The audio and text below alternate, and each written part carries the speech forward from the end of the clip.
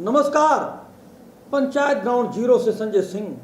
रहते हैं जमीन पर, खबर रखते हैं जमीन की, और जब मौसम हो चुनाव का तो पंचायत ग्राउंड जीरो का भी फर्ज बनता है कि हम सजगता के साथ बताएं आप सबको, जो पंचायत ग्राउंड जीरो के दर्शक हैं, जो इंतजार करते हैं हमारे सीरीज का, जो इंतजार करते हैं हमारे एक एक वाक्य का, जो इंतजार करते हैं कि पंचायत ग्राउंड जीरो की टीम क्या कह रही है जो वर्तमान में चुनाव हो रहा है। तो उन सभी के लिए अगर आपने अपना सब्सक्राइब नहीं किया है तो अपने चैनल को आप सब्सक्राइब कर लें, जिससे कि चुनावी समर में आपको हर प्रदेश के बारे में और उत्तर प्रदेश के हर जिले के बारे में जानकारी मिल सके।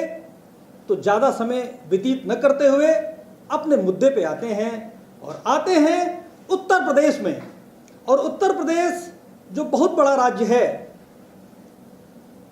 सहारनपुर से लेकर बलिया तक 80 लोकसभा क्षेत्रों में फैला हुआ उत्तर प्रदेश, 403 विधानसभाओं में फैला हुआ उत्तर प्रदेश, और कहते हैं राजनीति हलकों में कि दिल्ली का रास्ता लखनऊ होकर जाता है। तो क्या करने जा रहा है उत्तर प्रदेश?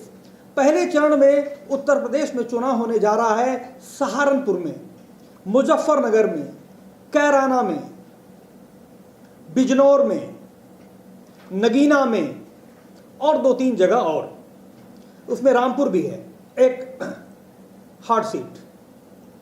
क्या होगा सहारनपुर में?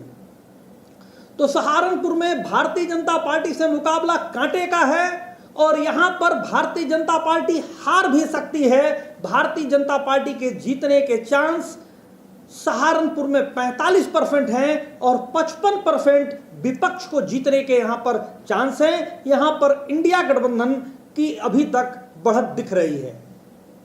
बात करें कैराना की, तो कैराना में मुकाबला रोचक है, मुकाबला त्रिकोणीय है, और बहुजन समाज पार्टी ने जो अपना प्रत्याशी दिया है वो क्षत्रिय समाज से है। इस कारण कैराना में देखने में लगेगा कि इंडिया गठबंधन है, भारी है, कांटे का मुकाबला है, और कांटे का मुकाबला होगा, लेकिन कैराना में भारतीय जनता पार्टी को मिलेगी बढ़त।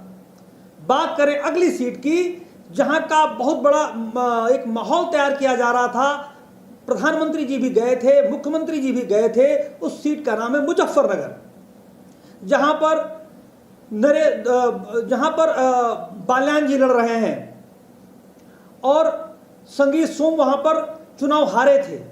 क्या कहता है संगीत सोम का गणित, क्या कहता है? चूंकि वहां पर जो जाट मतदाता है वो क्या करेगा, इस पर बहुत कुछ निर्भर है। मुजफ्फरनगर में इस पर निर्भर नहीं है कि क्षत्रिय मतदाता क्या करेगा, मुजफ्फरनगर में निर्भर है कि जाट मतदाता क्या करेगा, और जाट मतदाता के अनुसार ही मुजफ्फरनगर की सीट का फैसला तय होगा, क्योंकि दोनों तरफ जाट उम्मीदवार हैं।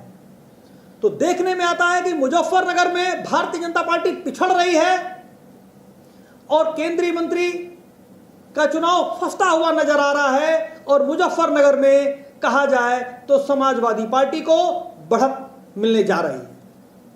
बात करें नगीना की, तो नगीना में जो रावण है उनके आ जाने से मुकाबला त्रिकोणीय हो गया है, और पिछले चुनाव में 2019 की तरह अब की नगीना में भारतीय जनता पार्टी जीतने वाली है। बिजनौर में भी भारतीय जनता पार्टी जीतेगी, और रामपुर में भी भारतीय जनता पार्टी का जीतना लगभग तय है। मुकाबला कठिन है, लेकिन भारतीय जनता पार्टी भारी है। पहले चरण में भारतीय जनता पार्टी को बढ़त हासिल हो रही है, लेकिन विपक्ष भी पीछे पीछे चल रहा है। ऐसा नहीं है कि पहले चरण में जहां मतदान होने जा रहा है वहां पर विपक्ष शून्य है। विपक्ष शून्य नहीं है। चाहे सहारनपुर हो, चाहे मुजफ्फरनगर हो, मेरठ में भी कांटे की टक्कर है, और आपको देखने को मिलेगा कि मेरठ में भारतीय जनता पार्टी से जो चुनाव होगा कांटे का होगा, रामपुर में कांटे का चुनाव होगा, मुजफ्फरनगर में कांटे का चुनाव होगा। इस तरह की स्थितियां आपको देखने को मिलेगी। कब?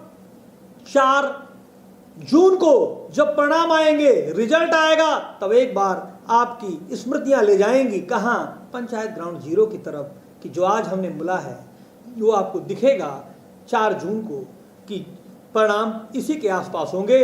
पहले चरण में भारतीय जनता पार्टी को बढ़त हासिल हो रहा है, इसमें कोई दो मत नहीं है।